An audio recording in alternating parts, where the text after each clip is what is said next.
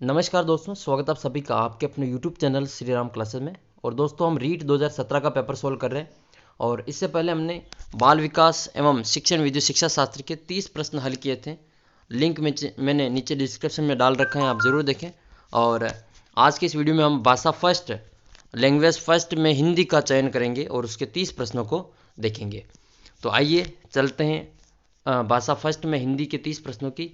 और ये बाल विकास और शिक्षा शास्त्र का मैंने पहले वीडियो अपलोड कर रखा है, नीचे लिंक दे रखा है डिस्क्रिप्शन बॉक्स में पुराने पेपर्स का, तो आप वहाँ से वो वीडियो देख सकते हैं। इस वीडियो में हम देखते हैं भाषा प्रथम के रूप में हिंदी के 30 प्रश्न।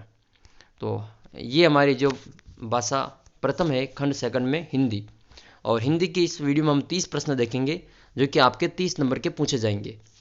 आइए देखते हैं प्रश्न नंबर 1, यानी कि हिंदी का 31वां जो क्रमांक है, प्रश्न नंबर 31वां। केवल इसीलिए यहाँ आया था, मैं केवल आया था, कौन से अशुद्धि हैं, वाक्य में कौन सी अशुद्धि हैं? तो ऑप्शन है इसमें अवयव संबंधी, क्रिया संबंधी, लिंग प्रयोग संबंधी, वचन संबंधी। तो मैं केवल इसीलिए यहाँ आया, इसमें कौन सी अशुद्धि हैं? तो इसमें जो अशुद्धि हैं वो फर्स्ट ऑप्शन, फर्स्ट प्रश्न का जो सही उत्तर हो जाएगा वो फर्स्ट ऑप्शन है। इसमें अवयव संबंधी है जो अशुद्धि हैं, ए ऑप्शन इसका करेक्ट आंसर है। प्रश्न नंबर 32, जीवन और साहित्य का गौर संबंध है। जीवन और साहित्य का गौर संबंध है, वाक्य का शुद्ध रूप क्या होगा? पूरा वाक्य सही है, लेकिन ये गौर शब्द यहाँ पे नहीं होता है, इसकी जगह पे जो घनिष्ठ शब्द होता है। तो ऑप्शन देखते हैं, जीवन और साहित्य में निकट संबंध है, जीवन और साहित्य का घनिष्ठ संबंध है, और जीवन और साहित्य का पास का संबंध है, जीवन और साहित्य परस्पर संबंधित है। तो करेक्ट आंसर हो जाएगा ऑप्शन नंबर 20 का, जीवन और साहित्य का घनिष्ठ संबंध है, ये इसमें जो शुद्ध रूप होगा। आइए देखते हैं प्रश्न नंबर 33। 33वां प्रश्न है, वस्तु की पूर्ति की तुलना में मांग अधिक है, आशय इसकी लोकोक्ति कौन सी है? वस्तु की पूर्ति कम हो रही है लेकिन उसकी मांग अधिक है। तो फर्स्ट ऑप्शन है ऊंट के मुंह में जीरा, ऊंची दुकान फीके पकवान, एक अनार 100 बीमार, और आधा तीतर आधा बटेर। प्रश्न नंबर 33 का करेक्ट आंसर हो जाएगा, वस्तु की पूर्ति की तुलना में मांग अधिक है। इसमें सही उत्तर जो माना गया था वो एक अनार 100 बीमार के रूप में माना गया था। एक अनार 100 बीमार, वस्तु की पूर्ति की तुलना में उसकी मांग अधिक है। नेक्स्ट क्वेश्चन है 34वां, घास काटना मुहावरे का सही अर्थ बताइए। फर्स्ट ऑप्शन है कुछ भी असर न होना, सेकंड है कठिनतापूर्ण कार्य करना, गैर जिम्मेदार होना, गुणवत्ता का ध्यान रखे बिना जैसे तैसे काम को निपटाना। तो घास काटना मुहावरे का सही उत्तर हो जाएगा गुणवत्ता का ध्यान रखे बिना जैसे तैसे काम को निपटाना। प्रश्न नंबर 35 है, विद्वान सब जगह पूजा जाता है, वाक्य में प्रयुक्त हुआ है। विद्वान सब जगह पूजा जाता है, वाक्य में प्रयुक्त हुआ है सर्वनाम, संज्ञा, विशेषण या क्रिया विशेषण। तो प्रश्न नंबर 35 का करेक्ट आंसर हो जाएगा इसमें। वैसे इस प्रश्न में जो बोनस अंक दिया गया था और क्रिया विशेषण इसमें सही माना जा सकता है, लेकिन इस प्रश्न में बोर्ड की ओर से बोनस दिया गया था। बात करते हैं प्रश्न नंबर 36 की, उद्बोधन विधि का भेद नहीं है, उद्बोधन विधि का उपभेद नहीं है, दृश्य विधान, अभिनय, कहानी, अनुवाद। तो प्रश्न नंबर 36 का करेक्ट आंसर हो जाएगा इसमें अनुवाद, ये अनुवाद उद्बोधन विधि का उपभेद नहीं है। प्रश्न नंबर 37 है, व्याकरण शिक्षा स्वतंत्र रूप से किस विधि में नहीं दी जा सकती है? नहीं दी जाती है। व्याकरण शिक्षा स्वतंत्र रूप से कौन सी विधि में नहीं दी जाती है? भाषा संसर्ग विधि, आगमन विधि, निगमन विधि, पाठ्यपुस्तक विधि। तो व्याकरण शिक्षा स्वतंत्र रूप से कौन सी विधि में नहीं दी जाती हैं? तो करेक्ट आंसर है फर्स्ट इसका, भाषा संसर्ग विधि। भाषा संसर्ग विधि में व्याकरण शिक्षा स्वतंत्र रूप से नहीं दी जाती है। प्रश्न नंबर 38 है, BS ब्लूम ने शिक्षा में कौन सा नवीन आयाम दिया था?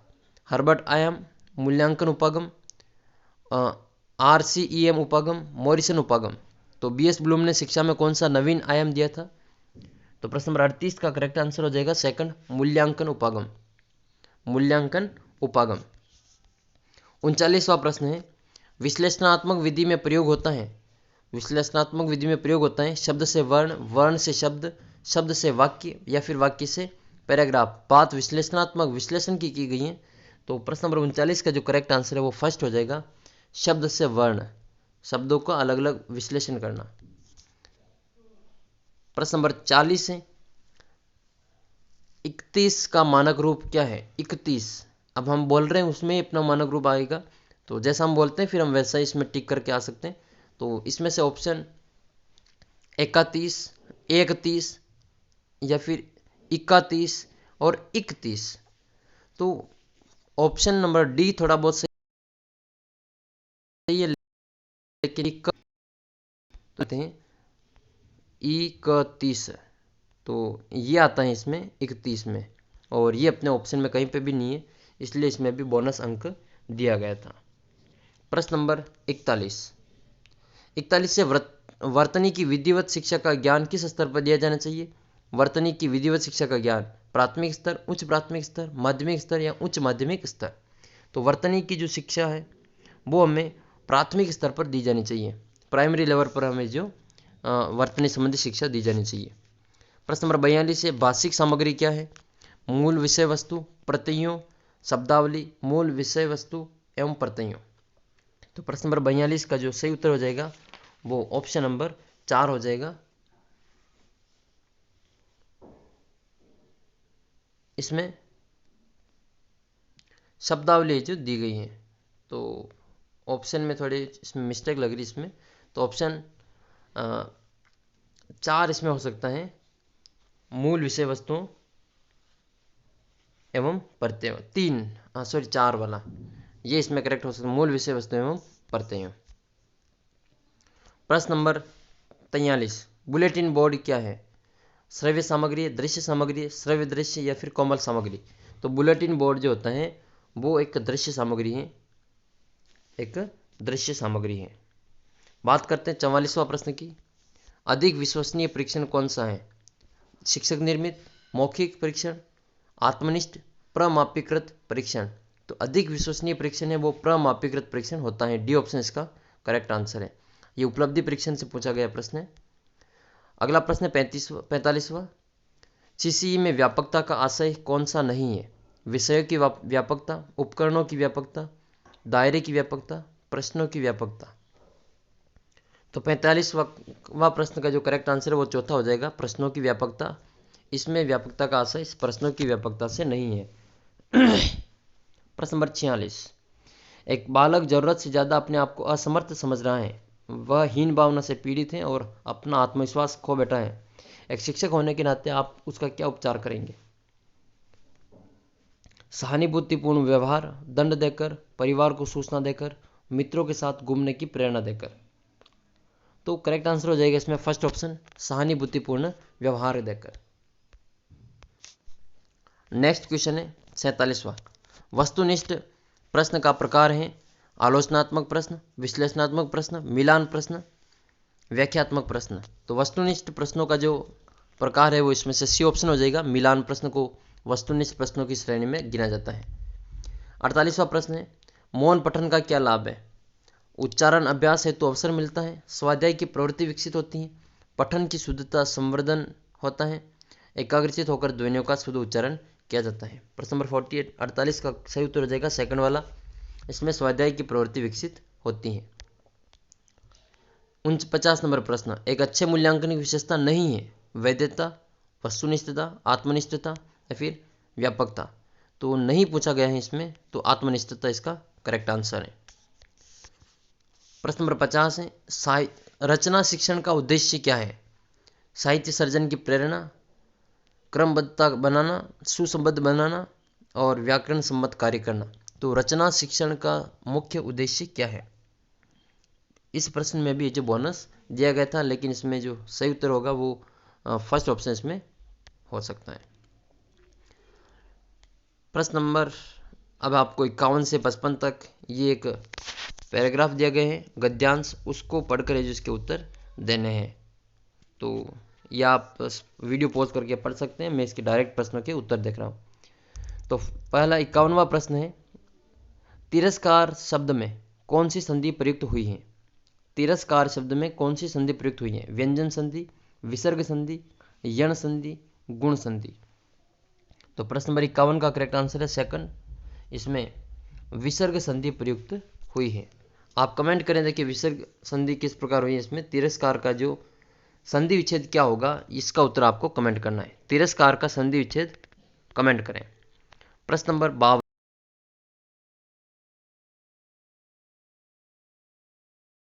ही कर्मधारय, अवयवी भाव, द्वंद्व, बहुब्रीहि। तो जो हीन भावना है उसमें कर्मधारय समास है। फर्स्ट ऑप्शन इसका करेक्ट आंसर है। प्रश्न नंबर 53, उत्कर्ष का सही विलोम बताइए। अपकर्ष, अपयश, अपकार, अवनति। तो उत्कर्ष का जो विलोम होता है वो अपकर्ष होता है, अपकर्ष। प्रश्न नंबर 54 है, स्वावलंबी शब्द का सही वाक्यांश क्या होगा। एक शब्द में उत्तर दे रखा है, इसका सही व्याख्या क्या होगी। स्वावलंबी, स्वयं की इच्छा से सेवा करने वाला, स्मरण करने योग्य, जो हर प्रकार से आत्मनिर्भर हो और बिना संकोच बोलने वाला। स्वावलंबी क्या होता है, जो खुद पर है, जो निर्भर रहता है, आत्मनिर्भर होता है, उसको हम स्वावलंबी कहते हैं। 54 नंबर प्रश्न का करेक्ट आंसर है तीसरा सी, जो हर प्रकार से आत्मनिर्भर हो उसको हम स्वावलंबी कहते हैं। 55 नंबर प्रश्न है, विदेशी शब्द बताइए। राष्ट्र, निरंतर, व्यक्ति, दौरान। तो इनमें से जो विदेशी शब्द हैं वो चौथा ऑप्शन हो जाएगा इसका दौरान। दौरान शब्द हैं जो विदेशी शब्द में आता है। अब वापस प्रश्न नंबर 56 से 60 तक आपको ये गद्यांश दिया गए हैं, इसको पढ़ के जो उत्तर देने हैं। तो वीडियो को पॉज करके आप इस गद्यांश को पढ़ सकते हैं। मैं प्रश्न नंबर 56 से 60 तक डायरेक्ट इसके उत्तर बता रहा हूँ। तो प्रश्न नंबर 56 है, कौन सा शब्द पुल्लिंग शब्दों में असंगत है। यानी कि 3 शब्द तो पुल्लिंग है लेकिन चौथा शब्द है जो पुल्लिंग नहीं है, वो बताना है। विनाश, स्थिति, वातावरण, परिणाम।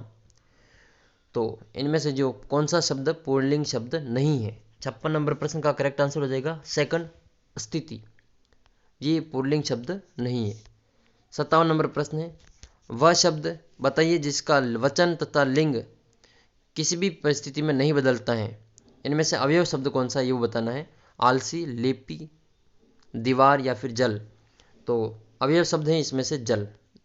जल हमेशा है जो न तो इसका लिंग बदलता है, न ही इसकी वचन बदलता है, इसलिए इसको अवयव शब्दों में गिना जाता है। और करेक्ट आंसर इसका 57 का डी हो जाएगा। इससे पहले मैंने रीट 2017 की तथा रीट 2015, आर टेट 2011-12 सब पेपर मैंने अपलोड कर रखे हैं। नीचे मैंने लिंक डाल रखा है डिस्क्रिप्शन बॉक्स में, उस प्लेलिस्ट में जाकर आप सारे वीडियो देख सकते हैं।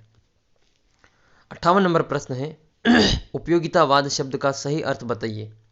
वह सिद्धांत जिसमें किसी वस्तु की उपयोगिता बताई जाए। मौलिक उत्पत्ति का सिद्धांत, अधिक से अधिक लोगों का अधिक से अधिक हित साधन धर्म उपयोग में लाने का भाव। तो प्रश्न नंबर 58 का जो सही उत्तर है वो ऑप्शन नंबर 3 हो जाएगा। उपयोगितावाद का मतलब ये होता है कि अधिक से अधिक लोगों का अधिक से अधिक हित साधन धर्म जो होता है इसको हम उपयोगितावाद में गिनते हैं। प्रश्न नंबर 59, यदि हम अब भी नहीं संभले तो उसके परिणाम, विनाशकारी परिणाम शीघ्र सामने आएंगे। वाक्य में काल की कौन से काल की प्रयुक्ति हुई है। आसनबूल, संदिग्ध वर्तमान, आज्ञार्थक वर्तमान, संभाव्य भविष्य। यदि हम अब भी नहीं संभले तो इसके विनाशकारी परिणाम शीघ्र सामने आएंगे, ये संदिग्ध वर्तमान का वाक्य है। करेक्ट आंसर बी हो जाएगा, संदिग्ध वर्तमान। प्रश्न नंबर 60 है, सभी चौराहों पर बहुत भीड़ रहती है।